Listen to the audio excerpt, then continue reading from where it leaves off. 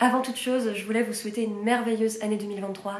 J'espère qu'elle vous offrira de l'épanouissement à n'en plus finir, que tous vos rêves se réaliseront et je vous souhaite tout le bonheur du monde, tout simplement. C'est la vidéo que tout le monde attend, que moi aussi j'attendais de tourner avec impatience. Elle est enfin là, la vidéo où je vous présente mes meilleures lectures de cette année 2022. Dans cette vidéo, je vais vous présenter mes 5 meilleures lectures de l'année 2022 et il y aura aussi 2 mentions spéciales. L'année dernière, je vous avais fait une vidéo avec un top 10 de mes lectures préférées de l'année.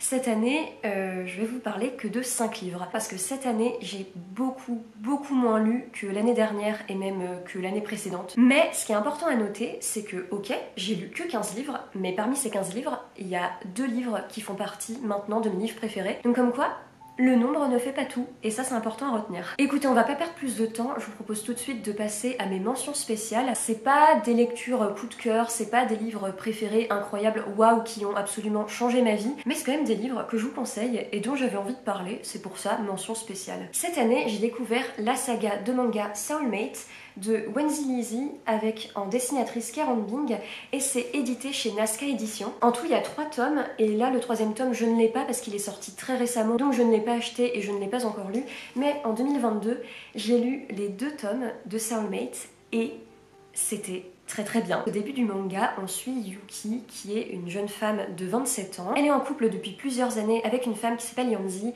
et on apprend très vite que Yanzi est très malade. Yuki aimerait tout faire pour sauver Yanzi de sa maladie, ce qui fait qu'il se passe quelque chose de fantastique, de magique. En fait, elle retourne à la période de ses 17 ans, elle retourne dans le corps de ses 17 ans et donc elle revit sa rencontre avec Yanzi, ses premiers jours avec Yanzi. Elle va un petit peu essayer à son humble échelle d'essayer tout simplement de changer les choses et à côté, ce qui fait qu'on a une double histoire, une double temporalité, c'est que la Yuki de 17 ans va dans le corps de la Yuki de 27 ans. C'est une histoire qui m'a beaucoup plu et je pense vraiment que c'est une histoire qui pourrait plaire au plus grand nombre. C'est vraiment un manga qui est très doux, c'est très tendre, il y a plein de moments que j'ai trouvé hyper mignons, mais ça n'empêche pas des moments plus profonds, plus touchants, parce qu'il y a quand même des sujets graves qui sont évoqués, notamment la maladie de Yanzi. Il y a aussi un rapport au temps qui passe. La Yuki de 17 ans qui se retrouve dans le corps d'une femme de 27 ans.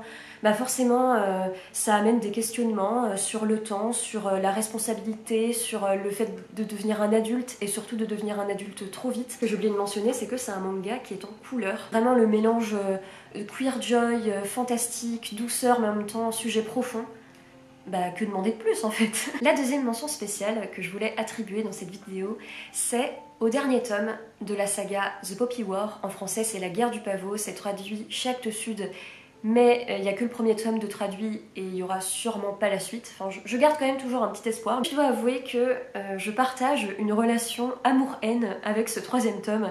Si vous êtes plus intéressé dans mon avis, mon opinion, ce qui s'est passé tout simplement quand j'ai lu ce tome, j'en ai fait un vlog que je vous mets dans le petit i. Bon, bien évidemment, étant donné que c'est le tout dernier tome de cette saga, je ne vais pas vous faire l'affront de vous faire un résumé parce que ça va vous spoiler beaucoup trop de choses. Tout simplement, ce 3e tome de The Poppy War, il y a des choses que j'ai adorées, il y a des choses qui sont incroyables, il y a des choses qui m'ont bouleversée, il y a des choses très bonnes dans ce 3e tome, mais il y a des choses que j'aime beaucoup moins, et ces choses que j'aime beaucoup moins, c'est pas juste j'ai pas aimé vite fait, c'est vraiment des choses que je n'ai pas compris, je n'ai pas compris l'intérêt, je n'ai pas compris ce que ça faisait là. Ce 3e tome, malheureusement, a pris une direction que j'ai pas trouvé très pertinente et qui tout simplement ne m'a pas plu, parce que là ce que je vous dis c'est vraiment mon humble avis. Et malheureusement surtout la fin de ce tome qui est ni plus ni moins la fin de la saga et ni plus ni moins la fin d'une de mes sagas préférées, donc c'est quand même quelque chose d'important pour moi. La fin je trouve est... Enfin pour moi elle est vraiment retombée comme un soufflé. C'est important que je le dise, c'est pas la saga dans laquelle il faut se lancer en mode ouah trop bien une petite saga légère et tout pour passer un bon moment. Il y a énormément de trigger warning dans cette saga, c'est une saga qui parle de guerre et en plus ça reprend des choses qui se sont réellement passées dans l'histoire de la Chine. Vous vous doutez bien que la fin du 3e tome était censée quand même me toucher, me marquer, me faire quelque chose. Et ben vraiment je l'ai lu, j'avais des petites larmes au coin des yeux parce que j'avais quand même une petite émotion, mais sinon je lisais, j'étais en mode mais what the fuck. C'est pour ça que ce dernier tome de The Poppy War fait partie des mentions spéciales parce que c'est quand même un tome que j'ai aimé et qui comporte des sujets, des thématiques, des scènes qui sont incroyables et très bouleversantes. Donc je pouvais pas ne pas en parler. Il n'empêche que c'est une saga incroyable et magistrale en fait. Le 2e tome vraiment mais incroyable. Donc c'est une saga que je vous recommande à 100%. Je me voyais pas faire une vidéo de mes lectures de 2022 sans parler de la fin de cette saga qui est quand même l'une de mes sagas préférées. Ça y est, j'entre enfin dans le vif du sujet, je vais enfin vous parler des 5 lectures qui ont fait mon année 2022, qui m'ont touchée, qui m'ont fait pleurer, qui m'ont fait rire, qui m'ont fait sourire. En disant qu'ils m'ont fait rire, j'ai pensé à mes 2 premiers livres, même les 3 premiers livres de Stop en me disant en fait ils m'ont pas tant fait rire que ça. On commence avec la 5e place parce que voilà, et attendez, on va pas... Voilà, moi j'ai envie de faire un peu plateau télé là. On va bien sûr parler de d'abord ma 5e lecture et puis à la fin de la vidéo, je vous parlerai enfin de ma première lecture. Ma 5e meilleure lecture de cette année 2022, c'est Et que ne durent que les moments doux de Virginie Grimaldi. J'ai l'impression que ça sort un peu de nulle part parce que déjà je vous en ai pas parlé en vlog ou quoi que ce soit que j'avais lu ce livre. Et en plus, je n'ai jamais lu avant cette année Virginie Grimaldi. C'est une autrice qui est l'une des autrices les plus lues et vendues en France. C'est l'une des autrices préférées d'une de mes plus grandes amies. Donc je savais qu'un jour je la lirais. À la fin de l'année 2022, je me cherchais des audiobooks. Un truc un peu léger, un peu comme ça, où j'avais pas forcément besoin de me concentrer parce que je voulais un petit peu jouer aux Sims à côté. Voilà, je vous raconte vraiment ma vie. C'est pour cette raison que je me suis tournée vers Virginie Grimaldi et j'ai choisi de lire Et que ne durent que les moments doux, un peu au hasard, j'aimais bien le résumé, l'audiobook était pas très long, donc je m'y suis lancée. Et waouh, révélation! Ensuite, 2 points de vue, celui d'Élise et celui de Lily. Et ce livre, tout simplement, parle d'une mère qui apprend à ne plus être mère, qui apprend en tout cas à être plus qu'une mère. Et on suit aussi un autre point de vue qui est celui d'une femme qui apprend à être mère. Donc comme vous pouvez vous en douter, c'est un livre qui parle de maternité, mais je trouve aussi qu'il parle de beaucoup plus de ça. C'est un livre qui parle d'identité et aussi de lien aux autres, et notamment du lien parent-enfant évidemment, mais il y a aussi le lien à la personne avec qui on fait un enfant, et le lien à la famille en fait, de manière générale. C'est un livre qui parle vraiment de la famille, et même si on n'est pas trop famille, c'est un livre tout simplement qui parle de solidarité, de bienveillance et de lien aux autres. C'est une histoire qui émane de tellement de douceur, de tellement de tendresse et de bienveillance, mais en même temps Virginie Grimaldi, elle n'hésite pas à parler de sujets très profond et même très sombre. Notamment au début du livre, on voit une scène d'accouchement qui n'est pas la scène d'accouchement dont on rêve d'avoir. Plein de scènes comme ça qui sont très dures où en fait il y a des moments dans le livre où la mère imagine perdre son enfant en fait, imagine que son enfant va mourir. Donc Virginie Grimaldi, elle n'hésite pas à parler comme ça de sujets très profonds et de peurs qu'on peut tous avoir en fait, de peurs qui sont humaines. Pour avoir lu un autre livre d'elle où elle parle de violence conjugale, je trouve qu'elle y va pas de main morte quoi. Je vous dis pas que c'est décrit vraiment à fond, parce que c'est quand même des livres qui restent feel good, mais je trouve que j'étais vraiment agréablement surprise parce qu'elle n'hésite pas à en parler. Elle réussit à évoquer ces sujets avec tellement de bienveillance et tellement de douceur que ça fait juste du bien de lire ses livres. Et surtout, ce que j'aime particulièrement, c'est qu'il y a des touches d'humour qui sont disséminées dans ce livre, mais c'est pas trop lourd, c'est juste ce qu'il faut. Tu peux avoir une scène un peu triste, un peu mélancolique, ou une scène voilà un peu tendre, et d'un coup elle va te glisser une phrase qui te fait sourire, qui te fait rire. Les moments d'humour, ils sont parseminés parfaitement, j'ai trouvé vraiment le parfait dosage. Donc t'as vraiment un mélange parfait entre douceur, sujet profond, grave et sombre, et en même temps humour, et les 3 s'enchaînent, mais d'une manière très fluide, ça te transporte, j'ai trouvé. Et en plus de ça, j'ai trouvé que c'était tellement intéressant d'avoir les points de vue différents de ces 2 femmes. D'un côté, Élise, qui a une recherche d'identité à 50 ans. Ses enfants viennent de partir de la maison, donc là, elle se dit, bah là, ça y est, je ne suis plus une mère, en fait. Il faut que je trouve des choses à faire de ma vie. Et ça, pour en avoir parlé avec des mères autour de moi, c'est un peu un... C'est quelque chose quoi, quand tes enfants partent de la maison, il y a un vide en fait, il y a une absence. Et Virginie Grimaldi, elle arrive très bien à parler de ce vide, de ce manquement. C'est un livre que je vous conseille à 1000%. Si par exemple vous connaissez des parents autour de vous qui ressentent ce vide après le départ de leur enfant, vraiment vous pouvez leur offrir ce livre parce que je trouve qu'il est vraiment parfait, et en plus il amène un peu des réponses, je trouve, et surtout il marque l'importance de se trouver une identité et d'avoir une identité au-delà d'être tout simplement un parent. Mais tu vois, même moi, je ne suis pas mère et mes enfants ne sont pas partis de la maison parce qu'ils n'existent même pas. Et ben, ce livre m'a touchée. Donc vraiment, ce livre peut toucher n'importe qui. À la fin de ce livre, il y a un petit retournement de situation. En tout cas, on comprend quelque chose. Et ça m'a dévastée. À la fin, j'étais en larmes.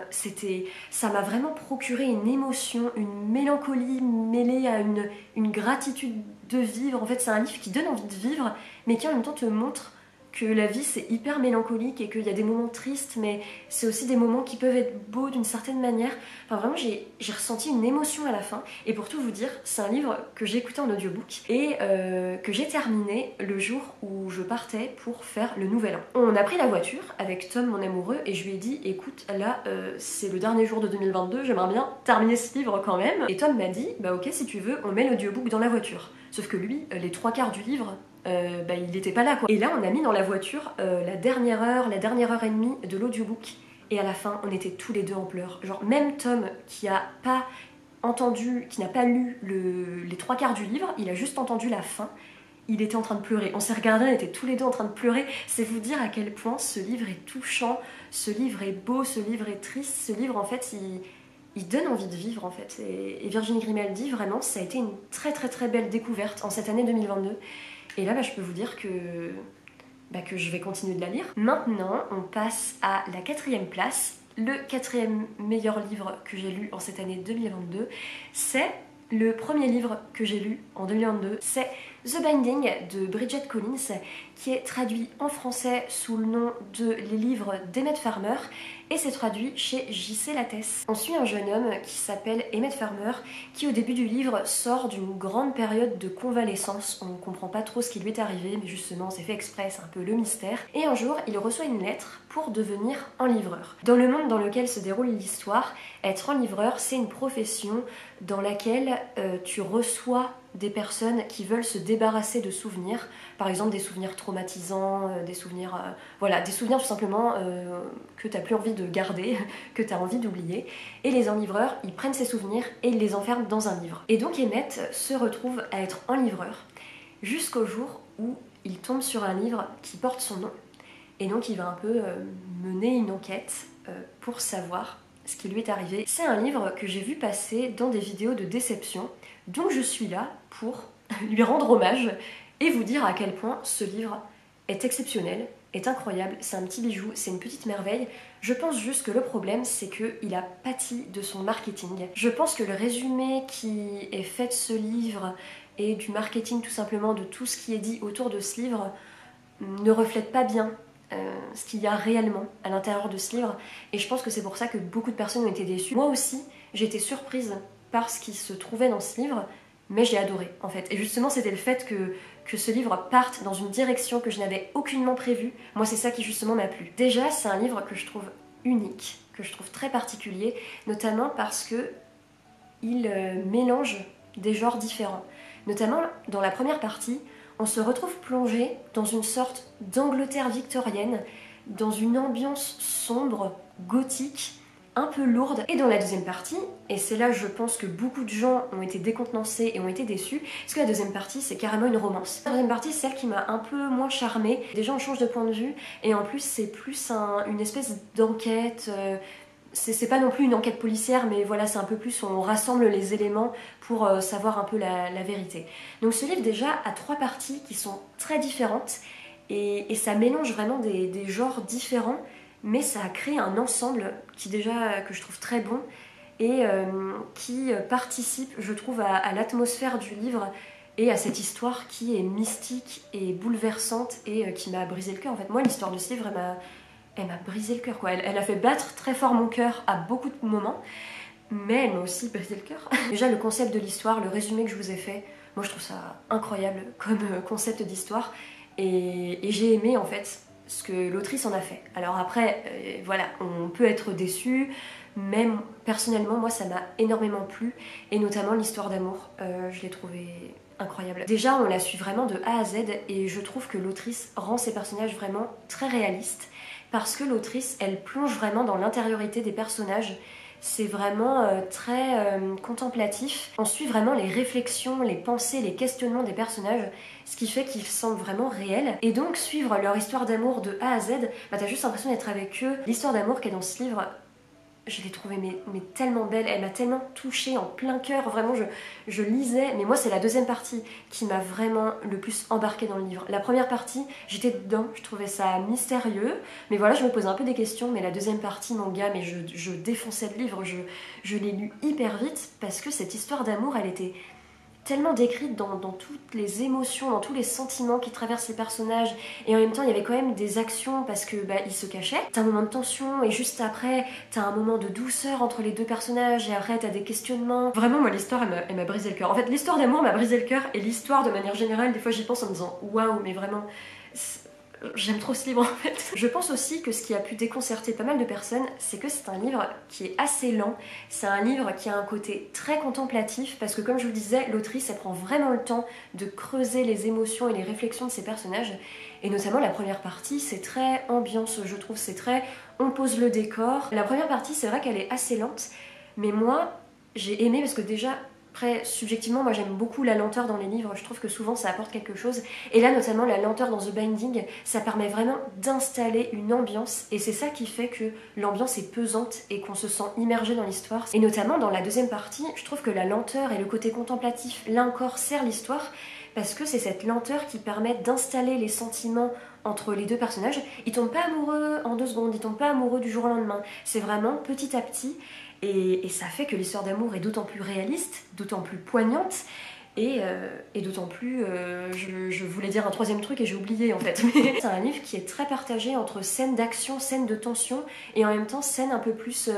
où on est plongé dans les réflexions des personnages, et scènes un peu plus contemplatives, un peu plus ambiance. Et je trouve que le mélange est vraiment bien fait. En tout cas avec moi ça a complètement fonctionné. Pendant que je le lisais, je me disais, mais ça va devenir un de mes livres préférés. Je me voyais déjà le relire. Alors pourquoi se retrouve-t-il aujourd'hui en 4e place du classement? Même si c'est quand même un très bon score, tu vois, une très bonne place. Malheureusement, la fin, il y a un souci pour moi avec la fin. Et notamment à cause de la fin, ce livre m'a beaucoup moins marqué que je l'aurais cru et je suis trop déçue. Parce que vraiment, si la fin avait été meilleure, avait été mieux faite, vraiment, ce livre, il aurait été beaucoup plus haut dans le classement. Enfin, après, je sais pas, parce que les autres livres sont merveilleux et incroyables et tout ce que tu veux. Mais ce livre m'aurait marqué de manière plus tenace. La fin, elle te laisse tellement sur ta faim. Parce que moi, j'étais embarquée, j'étais tendue, j'étais bouleversée, j'avais envie de pleurer. Et là, la fin arrive, j'étais en mode... Mais attends, ça se finit comme ça là? La résolution finale, c'est trop facile quoi, c'était un peu prévisible je trouvais même. Donc malheureusement, il m'a moins marqué que ce qu'il aurait pu. Mais il m'a quand même marqué parce que vraiment je l'aime. Ce livre il est dans mon cœur, tu vois. Je pense d'ailleurs que si vous avez aimé La mer sans étoiles de Erin Morgenstern et si vous avez aimé La vie invisible d'Adi Larue de V.E. Schwab, je pense qu'il y a de grandes chances que vous aimiez The Binding. Ces 3 livres sont très différents, mais dans les vibes, dans l'esthétique, dans l'ambiance, dans certaines thématiques et certains sujets, The Binding m'a vraiment beaucoup fait penser à ces 2 livres. Je vous encourage à donner une chance à The Binding, les livres d'Emmett Farmer en français. Je pense que c'est très possible que vous aimez. Vraiment, laissez une chance à ce livre. On arrive à la 3e place de mes meilleures lectures de 2022. Donc là, je peux vous dire que c'est la crème de la crème. Ma 3e meilleure lecture de cette année 2022, qui est accessoirement une des meilleures lectures de ma vie, en fait je dirais, c'est Changer méthode d'Édouard Louis. Malheureusement, je n'ai pas le livre en ma possession aujourd'hui parce que je fais la propagande d'Édouard Louis. Donc là, tous mes livres d'Édouard Louis sont chez des gens, ma cousine, une amie, ils sont partout, sauf chez moi, parce que je parle H24 d'Édouard Louis et je le conseille à qui veut bien m'entendre. C'est pour ça que j'en parle tout le temps sur ma chaîne YouTube, mais je ne m'arrêterai jamais parce que Édouard Louis, c'est mon fils, ma bataille, c'est une personne que j'aime de tout mon cœur. Pour parler d'Édouard Louis, parce que voilà, peut-être que vous le connaissez de nom, mais que vous savez pas trop ce qu'il fait, je pense que c'est important de le mettre dans le contexte. Édouard Louis, c'est un auteur qui écrit principalement de l'autofiction, c'est-à-dire qu'il parle de sa vie, il raconte sa vie, mais déjà forcément tu peux pas toujours raconter ta vie tout le temps comme elle s'est vraiment passée parce qu'on n'a pas des vies qui sont très romanesques souvent. Donc voilà, c'est pour ça que ça s'appelle autofiction parce qu'à la fois c'est une autobiographie mais en même temps il y a quand même un petit côté fictif. Dans ses romans, Édouard Louis parle de son parcours en tant que transfuge de classe, c'est-à-dire qu'il est passé d'une classe sociale à une autre. Il parle aussi de la vie de ses parents, il parle de son enfance, il parle de comment c'était dans son enfance, dans le village dans lequel il habitait. Donc c'est un auteur qui parle de sa vie sous un prisme sociologique et politique. Je trouve que tous ces livres sont pépites. Il y en a qui m'ont moins plu que d'autres, mais Édouard Louis, c'est un de mes auteurs préférés à vie. Cette personne a révolutionné ma vie, en fait. Ma révolution porte ton nom, Édouard Louis. Dans Changer méthode, Édouard Louis se concentre sur son parcours de transfuge de classe mais c'est vraiment au moment où le transfuge de classe s'est déroulé. Ce livre est centré sur la période entre son adolescence et le début de sa vie d'adulte, et notamment il parle de son arrivée à Paris, et c'est cette arrivée à Paris qui lui a fait prendre un tournant dans sa vie. C'est aussi un livre où Édouard Louis parle de son homosexualité, parce que c'est en s'affranchissant de sa famille et du territoire de son enfance qu'il a pu vraiment, et donc en arrivant à Paris et en connaissant toutes les personnes qu'il a connues à Paris, c'est comme ça qu'il a pu s'épanouir pleinement dans son orientation amoureuse et sexuelle. Donc on a vraiment dans ce livre un point de vue d'ensemble du changement de vie dans l'histoire d'Édouard Louis et comment lui l'a vécu, toutes ses réflexions, tout ce qu'il a ressenti, toute la violence qu'il a subie, tout l'espoir, tous les rêves, tout en fait de sa vie à cette période-là de sa vie qui a été juste une période charnière dans sa vie. Changer méthode pour moi, c'est un petit chef-d'œuvre. C'est vraiment, ce livre, il est magistral. L'introduction, c'est l'une des meilleures introductions de livres que j'ai lues de ma vie. Vraiment, j'ai lu l'introduction, elle fait 3-4 pages, je sais plus exactement. J'étais sur les fesses, j'étais bouche bée. Rien que pour le début et la fin du livre, les dernières pages du livre, elles m'ont dévastée.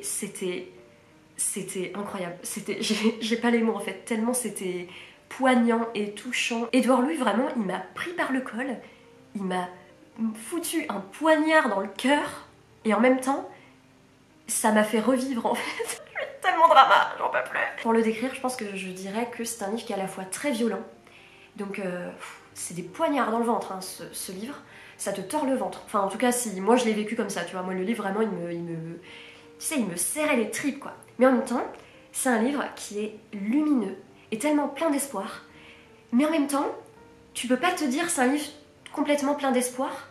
Mais en même temps, si, il y a beaucoup d'espoir dans ce livre. C'est même ce que je retiens de ce livre. L'un des sujets principaux de ce livre, et de toute manière c'est l'un des sujets qui est le plus présent dans l'œuvre d'Édouard Louis, c'est la violence de classe, qui est une violence symbolique, très subtile et très souvent sous-jacente. Pour vous donner un exemple, il y a une scène dans le livre qui m'a pas mal marquée. Édouard Louis en fait arrive à l'ENS là, donc à son école, et à l'ENS c'est un petit peu l'élite de la nation, des étudiants qui ont eu un parcours de vie très cultivé. Édouard Louis, lui, il arrive, alors que lui, il a vécu dans le nord de la France, il vient d'une famille ouvrière très pauvre, où ils n'avaient pas d'argent, où des fois ils ne mangeaient pas en fait. Et dans le livre, il explique que ses autres élèves parlaient un langage que lui ne parvenait même pas à comprendre, en fait, tellement c'était un langage bourgeois, un langage châtié, des tournures de phrases, des mots dont lui n'avait jamais entendu parler. Et je pense que même c'est au-delà de ça, c'est pas juste il comprenait pas les mots qu'il prononçait, c'est plus dans la voix et la manière de s'exprimer, et dans tout simplement les références culturelles. C'est surtout ça aussi, c'est le fait de dire ah oui, dans le dernier livre de machin j'ai vu ci et ça, alors que Édouard Louis, lui, il avait pas lu avant d'arriver à l'ENS, avant d'avoir une vingtaine d'années. Bien évidemment, c'est pas dans cette vidéo que je vais m'épancher sur la sociologie, parce que de toute manière c'est des sujets beaucoup trop complexe et nuancé pour que je commence à en parler d'une bonne manière. En tout cas, je pense que ce qui fait la force d'Édouard Louis, c'est qu'il parle de cette violence de classe, il parle de lutte des classes, mais avec des mots très accessibles, très simples, et ça n'empêche pas le fait que c'est très poignant. Donc à la fois, les mots sont bien choisis, bien trouvés, du coup tu ressens tout ce qu'il veut te dire, toute la rage, toute la violence, toutes ces émotions contraires. Il te les transmet avec ces mots, mais en même temps c'est suffisamment accessible pour que tu comprennes. J'étais enragée en lisant ce livre. Vraiment, en lisant ce livre, je suis passée par 10 000 émotions. Il a vécu des choses, mais que la majorité des gens en France, en fait, ont déjà vécu. Et la majorité des gens en France ont déjà vécu la violence qu'il a vécue. Et lui, il arrive à mettre des mots sur ça. À la fois, ça fait mal, tu vois, mais en même temps, ça te libère d'un poids, je trouve. Enfin, moi, en tout cas, je l'ai vraiment vécu comme ça. J'ai vraiment vécu comme à la fois une douleur, mais en même temps une libération. La fin du livre, les dernières pages, je les trouve extraordinaires. Et elles m'ont d'autant plus touchée parce que c'est vraiment des sentiments que je ressentais, mais sans pouvoir mettre de mots dessus.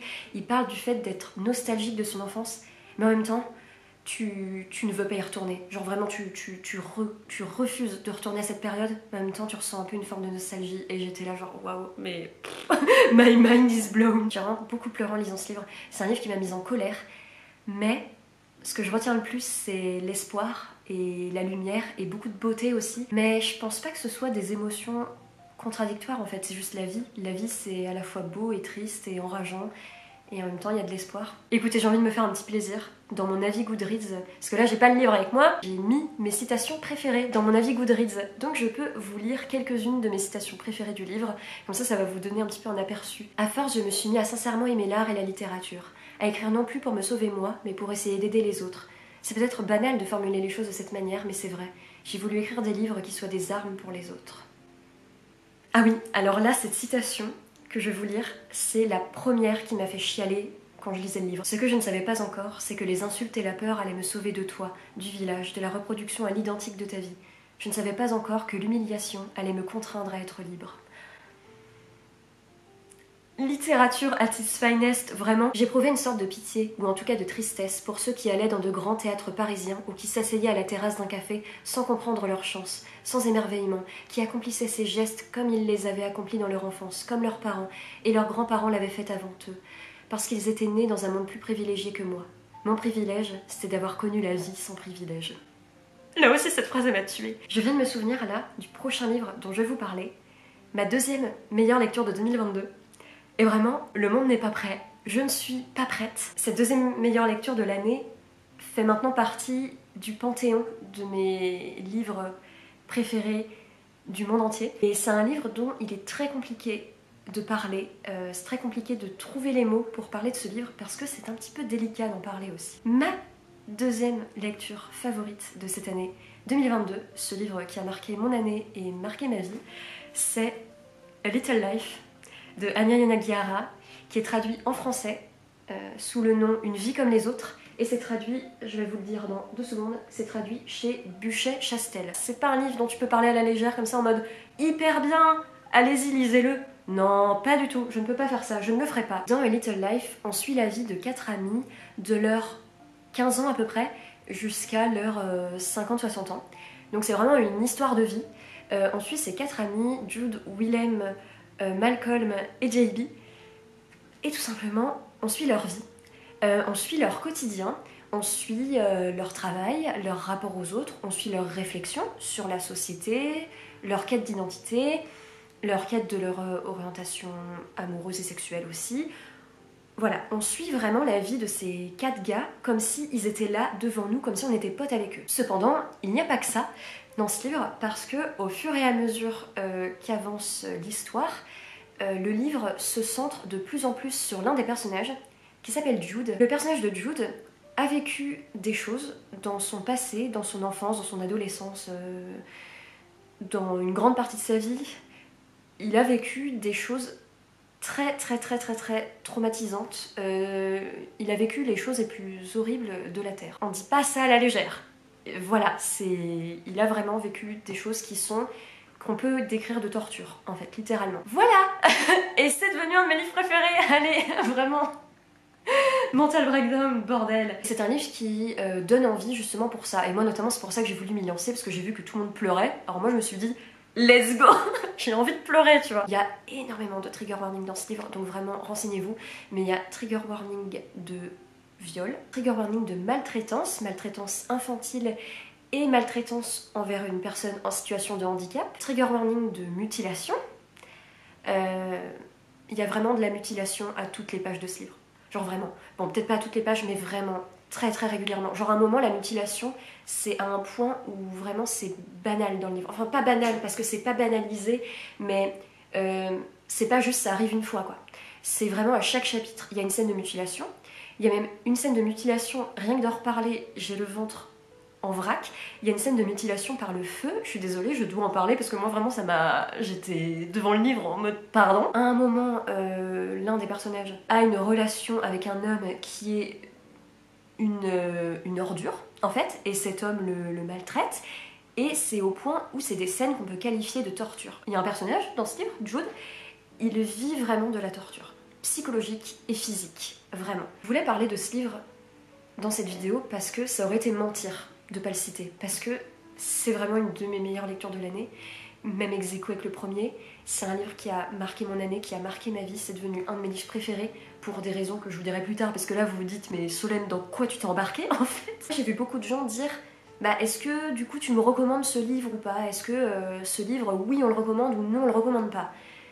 c'est pas une question à laquelle on peut répondre par oui ou par non. Ça dépend de plein de choses. Ça dépend de vos trigger warnings, ça dépend de votre sensibilité, ça dépend de vos valeurs, ça dépend de votre vision de plein de choses, ça dépend de tellement de choses. Et moi, ce livre, je pense qu'il faut le recommander au cas par cas. Moi, je vois dans ce livre beaucoup de choses positives qui, je pense, dépendaient de moi, de moi-même, de mon expérience, de ma vision de plein de choses, de ma sensibilité, de l'état dans lequel j'étais en lisant ce livre. Je pense que ce qui, moi, a fait que ce livre, je l'ai plutôt bien vécu, même si, je vais pas vous mentir, il y a une nuit, un moment, j'étais très angoissée parce que je venais de lire des scènes horribles de ce livre. Ce qui fait que ce livre, j'ai plutôt bien vécu, et qui fait que je l'aime très fort, même si là j'ai mal au ventre au moment où je vous en parle. C'est très bizarre. C'est que j'avais vu plein d'avis de gens qui parlaient tout simplement que ce livre était horrible du début à la fin, que c'était triste du début à la fin.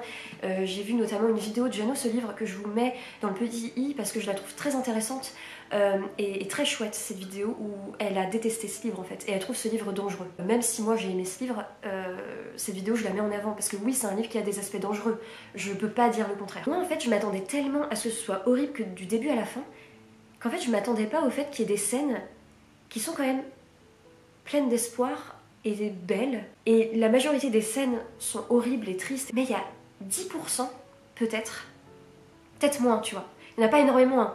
Mais il y a quand même des scènes comme ça qui sont pleines d'espoir. Et moi, c'est le fait de trouver ces scènes qui a changé un peu ma vision du livre et qui fait que maintenant je l'aime. Mais ce que je pense sincèrement, c'est que si on m'avait dit « Vas-y, lis ce livre, il y a...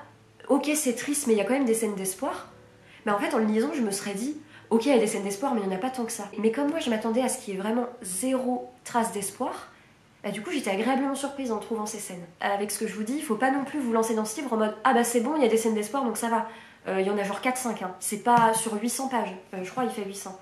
Oui, c'est ça, il fait 700-800 pages. Donc c'est pas grand-chose. Mais moi, c'était suffisant pour moi au moment donné où je l'ai lu. Si vous avez la moindre question, si vous avez le moindre trigger warning, si vous voulez savoir les scènes les plus horribles de ce livre en fait, ou des choses, quoi que ce soit, n'hésitez pas à venir en message privé me demander, parce que je comprends qu'on soit intrigué par ce livre. Moi, je me suis lancée dans ce livre malgré tout, même si je savais que j'allais sans doute être très triste et que ça allait être très dur psychologiquement, je m'y suis quand même mise. Donc je sais à quel point ce livre peut faire envie. Mais moi, surtout, ce que je voudrais vous dire, avant de vous lancer dans ce livre, c'est déjà, rappelez-vous que vous n'êtes pas seul. Et surtout, ce que je tiens à dire, c'est que dans ce livre, on est plongé dans l'intériorité des pensées de Jude, qui pense des choses de lui-même qui sont juste abominables. C'est-à-dire qu'il pense qu'il mérite les choses qu'il a vécues.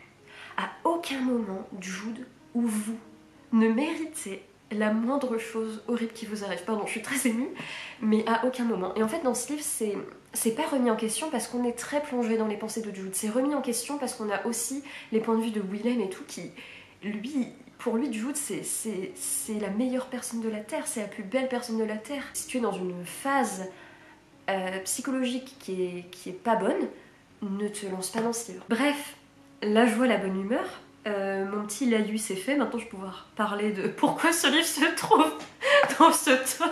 A Little Life, c'est un livre qui est unique, et c'est vraiment une expérience unique de le lire. Ça c'est le cas de le dire. C'est un livre qui est unique dans sa construction, mais aussi dans la manière qu'a Anya Yanagihara de raconter son histoire. Je n'ai jamais lu un livre qui développait autant ses personnages, qui plongeait autant dans l'intériorité des personnages, parce que tous les détails de leur vie, tous les détails de leur personne, tous les détails de leurs moindres pensées sont décrits dans ce livre. C'est un niveau de précision dans le développement, dans l'intériorité et l'identité des personnages qui est ahurissant. L'autrice décrit des scènes du quotidien, des scènes de vie, et à chaque fois ces scènes, elles servent à quelque chose, elles servent un propos, elles servent un message, parce qu'elle relie ces scènes à des réflexions sur la société, sur la vie, sur l'identité, sur la reconstruction. Ça, c'est un peu les thématiques principales du livre. C'est la vie, en fait. Ce livre, il parle de la vie, de comment trouver sa place dans la société, comment gérer sa vie, comment se reconstruire, comment gérer ses traumatismes. Donc déjà, moi, j'étais, mais waouh! Forcément, avec tout ça, avec toutes ces qualités de storytelling et d'approfondissement des personnages, tout paraît réel. Ce livre, en plus, a un côté universel parce qu'il se déroule à New York. Et en fait, il n'y a pas de temporalité qui est précisément définie. Donc en fait, tu peux croire que le livre se passe dans les années 80, tout comme il pourrait là se passer dans nos années actuelles. Bah forcément, ça nous rapproche encore plus de ces personnages. T'as juste l'impression qu'ils sont là devant toi, t'as juste l'impression de faire partie de leur groupe de potes. Et moi, quand j'ai commencé ce livre, j'essayais de me détacher parce que je sentais que ça allait être dur, tu vois. Et je me suis dit, bon, lis le livre tranquillou, voilà, tu le lis, mais t'imprimes pas trop ce qui se passe, tu parles. Alors au début, j'ai réussi, mais après, j'étais à fond. Et même quand je le lisais pas, j'y pensais. Mais là, j'y pense tous les jours à ce livre. Les personnages de ce livre, notamment Jude et Willem, parce que j'adore JB aussi, mais JB et Malcolm, surtout Malcolm, le pauvre, à la fin tout le monde s'en fout de lui, on parle plus de lui, c'est horrible. Mais Jude et Willem, c'est les personnages qui sont vraiment sur lesquels le livre se concentre le plus. Ils paraissent tellement réels, ce qui fait que j'étais vraiment immergée à 1000% dans l'histoire. Ce livre me faisait du mal quand je le lisais. Il y a vraiment des scènes où vraiment ça me faisait un mal physique. Là, tu vois, rien que de vous en parler, j'ai un petit mal de ventre, tu vois. Et en le lisant, vraiment, j'avais mal au ventre, pas constamment, mais il y a des scènes où vraiment t'as envie de vomir, en fait, vraiment. Et il y a des scènes où vraiment ça te retourne le ventre, je trouve. Après, ça, c'est à voir, quoi, parce que moi, d'un côté, je trouve ça incroyable qu'une œuvre de culture, qu'une œuvre d'art puisse te faire un effet physique, mais en même temps... c'est pas hyper agréable quoi, de lire un livre et d'avoir mal au ventre, c'est pas non plus un sentiment waouh, genre trop bien, j'ai trop envie. Mais malgré tout ça, malgré la douleur et la tristesse que ce livre m'a infligé à de nombreuses reprises, j'avais quand même trop hâte de m'y replonger. Notamment la partie 5, qui est ma partie préférée, qui est un peu la partie de tout le monde. Il y a une scène, moi ça m'a tellement agréablement surprise que je me suis dit, bah en fait ça va ce livre. Bon au final non, mais... Mais il se passe quand même des choses heureuses dans la vie de Jude. Quand tu lis le livre, c'est peut-être pas ce qui te marque le plus. Moi, en fait, mon cerveau, il s'est vraiment concentré sur ces choses positives qui se passent. Et surtout, je pense que mon appréciation du livre et le fait que j'ai été surprise d'une manière agréable et améliorative, c'est que moi, je m'attendais à ce que Jude soit totalement rejeté, mis de côté, complètement laissé tomber par tout le monde. Mais en fait, non. Jude, il est adoré, il est très aimé, il est très entouré. Et c'est ça qui est bien de montrer, c'est que t'as beau être aimé. Vraiment, Willem, JB, Malcolm et d'autres personnages, ils aiment Jude, mais de tout leur cœur, de toute leur âme. Mais ça n'empêche pas le fait que Jude, bah, il est tellement traumatisé, tellement marqué par ce qu'il a vécu, qu'il se sent seul et qu'il se sent... inaimable, ça se dit ou pas? Qui se sent incapable d'être aimé. Ça n'empêche pas tous ces sentiments, parce que la dépression, en fait, c'est pas juste parce que quelqu'un est là et te dit « moi je t'aime » que tu vas dire « ah oui, ok, c'est vrai, je peux être aimé », c'est quand même pas suffisant. Il faut autre chose derrière. Mais c'est bien que Steve montre ça, mais du coup c'est bien parce que ça apporte quand même des scènes heureuses, mais après c'est d'autant plus frustrant. Je pense que l'un des sentiments qui m'a le plus suivi au cours de cette lecture, c'est vraiment la frustration. Ça te procure un sentiment de frustration parce que t'as juste envie de voir Jude devant toi, t'as envie de lui faire un câlin et de lui dire mais crois-les en fait, crois-moi, crois les gens autour de toi. Les personnages autour de Jude, ils agissent vraiment pas toujours très très bien avec lui. Je pense notamment à Willem et Andy. Des fois ils font des choses pour le soutenir, pour l'aider, qui sont chouettes. Mais il y a des choses où des fois je me disais mais les gars, mais qu'est-ce que vous foutez? J'étais énervée après eux. Parce que des fois, notamment Andy, des fois il fait du chantage à Jude. Moi je me suis dit mais il ne faut pas faire des choses pareilles à quelqu'un dans l'état de Jude. En fait tu peux pas faire du chantage pour que la personne aille mieux. Ça dépend comment tu le vois. Mais moi j'ai trouvé ça intéressant parce que ça montre que déjà ils sont humains et ils peuvent pas en un claquement de doigts faire tout bien parce que y a pas de notice. Et puis surtout chaque personne traumatisée, chaque personne en dépression vit les choses différemment et aura besoin de choses différentes. J'ai trouvé que c'était intéressant et important de montrer que en fait ils savent pas comment gérer, ils savent pas faire, ils ont pas de notice, ils vivent pas ce que Jude vive, ils savent pas ce qu'il ressent, ils savent pas ce qu'il pense, donc ils ne savent pas toujours quoi faire. Mais des fois c'est très frustrant en fait, parce que des fois tu te dis mais pourquoi vous faites ça? En fait je trouve que ça montre leur désespoir, en fait ils ne savent plus quoi faire, ils sont désespérés. C'est un peu comme si tu devais gratter la terre pour que la lumière jaillisse, ce livre. Moi c'est un peu ça que j'ai fait, tu vois, j'ai un peu de manière inconsciente et de manière assez naturelle, j'ai vraiment gratté la terre vraiment de cette histoire.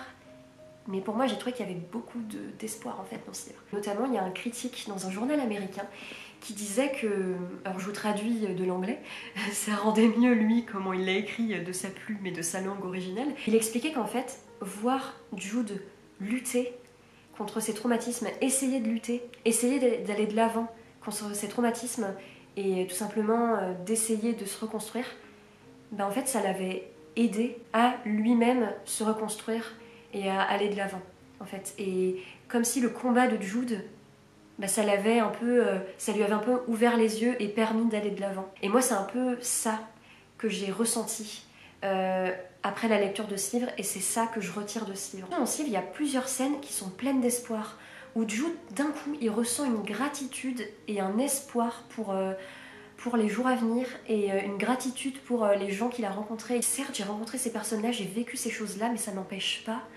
ça ne retire pas, en fait, les moments heureux et les personnes après que j'ai rencontrées. Il y a aussi des personnes qui sont juste pleines de bonté, de bienveillance et qui vont t'aimer tel que tu es en fait. Moi ce que je me dis en tout cas c'est que Anya Yanagihara, elle a écrit ce livre pour mettre en lumière les personnes comme Jude, les personnes qui traversent, que Jude traverse, les personnes qui ont vécu ce que Jude a pu vivre. Elle met ces personnes en lumière et elle nous permet à nous en tant que lecteurs de trouver la lumière. Moi en tout cas c'est ça que je retire de ce livre. En lisant ce livre et en me disant bon là je m'y mets à le lire, c'est ça que j'ai vu. Mais c'est peut-être moi qui me protège, c'est peut-être un truc que j'ai vu mais qu'en fait qui est faux, tu vois, je ne sais pas. Mais en tout cas c'est mon interprétation du livre, et surtout moi dans ce livre, mais ça c'est une théorie et un débat qui est plein de spoilers parce que ça parle de la fin, mais moi, un peu avant la fin, je vois une victoire en fait, dans la vie de Jude. Mais c'est propre à chacun en fait, ce livre c'est vraiment propre à chacun. Selon ton expérience, selon ta vie, selon ce que tu traverses, selon ton état psychologique, tu vas voir des choses totalement différentes dans ce livre. Et c'est ça qui fait la force de ce livre, mais c'est ça aussi qui fait qu'il a des aspects qui sont dangereux. Ce que j'aimerais dire aussi sur ce livre, c'est qu'il y a une vision de la thérapie qui est très particulière, et notamment je ne suis pas allée voir parce que j'avais pas envie de voir ça. Jeannot ce livre d'ailleurs en parle dans sa vidéo. Apparemment l'autrice elle a une position sur la thérapie où en fait elle dit un peu que la thérapie ça sert à rien, et cette position se retranscrit dans le livre, je dirais plus ou moins.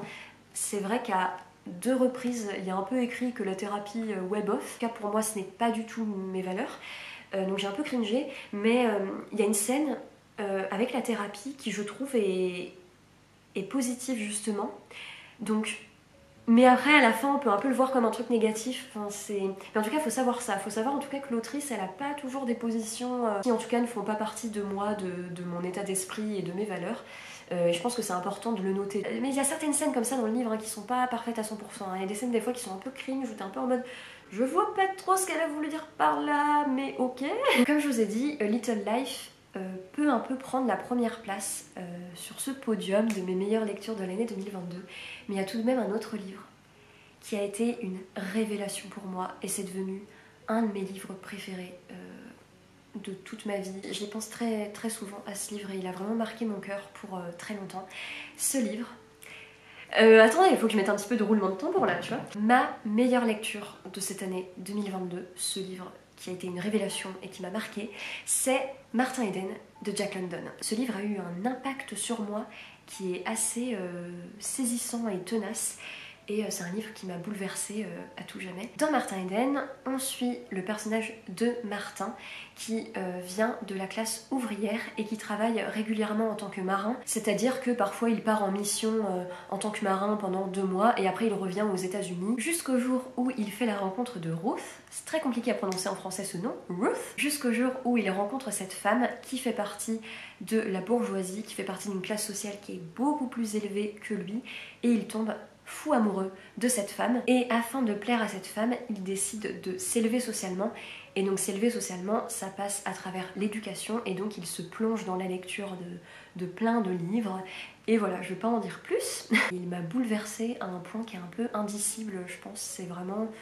Je sais pas, on s'est regardé, on a accroché, tu vois, vraiment il fait partie de moi ce livre. Ce que j'ai aimé particulièrement dans ce livre, c'est que il a une dimension très politique. C'est un livre qui parle de lutte des classes, et je trouve que Jack London en parle avec subtilité, et en même temps ce qu'il dit c'est clair et net, tu vois, tu vois clairement ce qu'il veut dire, mais en même temps c'est très subtil, Et on peut d'ailleurs le rapprocher d'Édouard Louis. Là-dessus d'ailleurs, Édouard Louis adore Martin Eden, c'est un livre qu'il a recommandé à plusieurs reprises. Jack London parle vraiment de la violence symbolique, de cette violence qui est sous-jacente, de cette violence qui n'est pas à travers des coups, qui n'est pas physique. C'est vraiment une violence qui est tellement subtile que le reste du monde ne la voit pas. Mais les personnes les plus pauvres, les personnes issues de la classe ouvrière, la ressentent cette violence. Notamment, l'exemple le plus probant que je peux donner, je pense, c'est que Jack London parle beaucoup du langage. Il parle de la lutte des classes au travers du langage. Il y a plusieurs chapitres où Ruth, je suis désolée, j'ai trop du mal à prononcer son prénom, elle apprend son langage châtié, son langage de bourgeoise à Martin, qui lui est en mode bah non, moi si j'ai envie d'appeler un chat, je l'appelle comme ça, et elle est en mode non mais en fait faut dire les choses comme ça, comment tu t'exprimes, c'est pas très bien. Enfin, il y a vraiment des réflexions comme ça sur le langage de Martin, qui lui il a un langage bourru, il a un langage très direct. Bah, elle lui dit bah non, faut plutôt parler comme ça. En fait elle le critique, elle arrête pas de le critiquer sur sa manière de se tenir, sur sa manière de parler, elle le critique sur tout ce qu'il est en fait au quotidien. Et en fait Martin, quand il s'élève socialement, c'est pas seulement en apprenant ah tiens je vais lire des livres, je vais me cultiver et tout. C'est pas seulement ça en fait. Il apprend un nouveau langage, il apprend une nouvelle manière de se tenir. C'est vraiment un changement qui est autant spirituel que simplement culturel. C'est aussi un livre qui parle de la désillusion face à la connaissance. Plus tu apprends des choses, plus tu comprends des choses, plus tu es désillusionné par la vie et plus tu te rends compte des choses les plus crasses et horribles de l'humanité et de la société de manière générale. Et surtout, Martin, il finit par être désillusionné par la bourgeoisie, par cette classe sociale qui, justement, il est très admiratif envers Ruth et envers sa classe sociale. Il a envie de s'élever pour être comme elle. Et en fait, il se rend compte que c'est juste des gens qui sont pleins de vices, hypocrites et qui est plein d'artifices en fait, et c'est des gens faux, et il vit vraiment un désenchantement par rapport à cette classe sociale, et ça aussi c'est très très bien décrit dans le livre. L'aspect qui m'a le plus touchée dans ce livre, c'est la précarité de Martin, la pauvreté de Martin. Jack London, il passe pas par quatre chemins, tu vois. Il te décrit vraiment ce que ça fait d'être pauvre, ce que ça fait d'être précaire. On voit Martin compter et recompter les quelques sous qu'il a en poche. Il y a plusieurs scènes comme ça où tu le vois faire des calculs. Alors là, j'ai tant d'argent, mais là, je dois laver mon costard parce que j'ai un entretien pour travailler, pour avoir de l'argent. Donc, il faut que je lave ce costard, mais ça va me coûter tant. Mais après, il faut bien que je me nourrisse pour vivre. Donc, ça va me coûter tant. Donc, en fait, comment je vais faire parce que j'ai plus d'argent? T'as plein de réflexions comme ça. Et c'est ça, en fait, la réalité des faits. On voit Martin galérer avec la nourriture. Il y a des fois où il ne mange pas. Et il y a des fois où il trouve des stratagèmes pour manger. Ou alors, il y a des fois où il mange que des pommes de terre. Il se dit, ah là, il me reste tant de pommes de terre. Bon, bah, ça va me faire une semaine. La scène qui m'a le plus marquée dans le livre, c'est un moment où Martin, j'allais dire Jack, mais non, c'est l'auteur, où Martin va travailler dans une laverie. Tu vois Martin galérer en fait, tu vois Martin galérer à se trouver un travail, tu vois Martin galérer dans son travail parce que c'est un travail précaire, donc un travail ouvrier, donc un travail qui le détruit autant mentalement que physiquement. Donc Martin en fait, en plus il veut travailler en se disant là je vais travailler et le soir je veux écrire, parce que c'est aussi un livre qui parle beaucoup d'écriture, qui parle beaucoup de réaliser ses rêves. Et Martin, il veut s'élever, il se dit « je vais écrire ». Sauf qu'en fait, ce travail le tue tellement qu'il n'a aucun temps déjà pour écrire, parce que la pauvreté, ça passe aussi au travers du temps. Tu as moins le temps que les bourgeois de faire des choses, alors que elle, Rousse, elle a le temps d'aller s'éduquer, d'aller faire des tours au parc. Martin, lui, il n'a pas le temps, il a besoin de sous. Et en plus, il n'a plus l'énergie mentale et physique pour faire des choses qui lui font plaisir. Ce qui fait que le week-end, quand il a du temps pour lui, qu'est-ce qu'il va faire Martin? Il va boire. Martin, il plonge dans l'alcool parce que Jack London dit vraiment, noir sur blanc, que l'alcool, boire, c'est le seul moment de sa semaine où Martin, il se sent vivre. Et toi, tu lis ça, mais j'étais par terre quoi. Jack London, il a pas le time. Il a pas le time de tourner autour du pot. Lui, il dit vraiment les choses et il met vraiment des mots sur les choses les plus... qui peuvent paraître un peu honteuses. Jack London, lui, il les dit parce que c'est ça la réalité de la précarité, c'est ça la réalité des choses. La précarité, c'est quelque chose qui te bouffe physiquement et qui te fait tomber dans des addictions parce que c'est le seul moment où en fait tu te sens vivre, où tu sens ton corps, où tu sens une chaleur dans ton corps. C'est aussi un livre qui est plein d'espoir, je trouve, et qui parle de l'importance de la communauté et de la solidarité. Jack London, c'était un fervent socialiste. et tous ces messages politiques se retransmettent dans son livre. Il y a beaucoup de scènes comme ça qui montrent l'importance de la solidarité et de vivre en communauté et de se soutenir les uns les autres. Et notamment c'est un livre qui dit clairement que le socialisme sauve la vie. Mais il y a aussi plein d'autres thématiques de Martin Eden. Martin Eden, c'est un livre qui parle de tellement de choses. Ça parle de l'appel du voyage, ça parle de l'écriture. Notamment, j'ai l'impression que Jack London, il a voulu montrer le monde de l'édition comme une grosse machine qui perd un peu d'humanité. Enfin, moi, c'est un peu comme ça que je l'ai vu. C'est aussi un livre qui parle de réaliser ses rêves, mais réaliser ses rêves à quel prix? Est-ce que tu vas pas te perdre toi-même en réalisant tes rêves? C'est un livre qui pose beaucoup de questionnements sociaux, politiques, et puis tout simplement identitaires aussi. Et je pense aussi que ce qui fait la force de ce livre, c'est le personnage de Martin. Martin Eden, c'est devenu l'un de mes personnages préférés de littérature, je pense. C'est un personnage qui est plein de bonté, très bienveillant, très déterminé aussi. Il a un peu deux facettes de sa personnalité, mais en même temps qui vont très bien ensemble, qui se mélangent très bien, où à la fois il est un peu bourru, il est un peu direct, qui est assez volontaire, mais en même temps il a cette douceur et cette bonté et cette bienveillance et cette générosité. Martin Eden quoi, enfin vraiment c'est l'un des meilleurs personnages qui existent. Et c'est aussi un livre qui parle de dépression, et je trouve que Jack London parle très bien de dépression, de ce que ça fait au corps, à l'esprit, au mental, à comment tu vois l'avenir quand t'es en dépression. Ce livre pour moi c'est un chef-d'œuvre, je l'ai trouvé majestueux et poignant et très viscéral en fait. C'est un livre qui est très vrai, qui est très brut, mais en même temps il y a quand même un peu de poésie qui se dégage, et un peu de beauté, et un peu de rêve et tout. C'est vraiment, tout est mélangé comme ça, et ça rend tout simplement un petit bijou de la littérature. Et je pense que c'est vous faire un cadeau que de vous pousser à lire ce livre, parce que vraiment, enfin moi en tout cas il a marqué ma vie et mon cœur pour très longtemps, il m'a vraiment bouleversée. Et j'ai vu beaucoup de personnes cette année qui l'ont lu. Alors je sais pas pourquoi tout le monde cette année s'est décidé à lire Martin Eden. Et parmi toutes ces personnes qui ont lu Martin Eden cette année, c'est devenu tout notre nouveau bouquin préféré. Donc c'est vous dire à quel point ce livre est qualitatif et merveilleux. Ça y est, vous savez tout, vous connaissez mes meilleures lectures de cette année 2022. Donc comme vous pouvez le voir, même si j'ai pas fait énormément de lectures cette année, j'ai quand même trouvé des livres très marquant et très bouleversant et que je chéris à tout jamais. Je suis un petit peu dramatique, mais écoutez, c'est ma marque de fabrique, j'ai envie de dire. Durant cette année de lecture, je suis aussi tombée sur des livres qui ne m'ont pas du tout plu, qui m'ont énormément déçue, qui m'ont énormément énervée. Même, j'ai beaucoup hésité à vous faire une vidéo où je vous parle de ces pires lectures de 2022. Parce que ça me plaît en fait, j'aime bien critiquer les livres, parce que je trouve ça intéressant aussi de dire ce que t'as pas aimé dans un livre. Mais là le problème c'est que les livres qui m'ont déçue cette année, c'est pas juste j'ai été déçue pour tel point et tel point, comme par exemple les livres qui m'ont déçue l'année dernière. Les livres qui m'ont déçue cette année, ils m'ont vraiment énervée. Et il y a des livres, vraiment j'y ai vu un aspect dangereux. Je trouve ça important de parler de ces livres pour dire en fait il y a tel aspect dans ce livre qui est dangereux et que je ne recommande pas. Mais en même temps, j'ai pas envie de faire une vidéo de moi qui enrage sur des livres pendant 1 heure, tu vois. Donc je me suis dit que j'allais faire un petit compromis.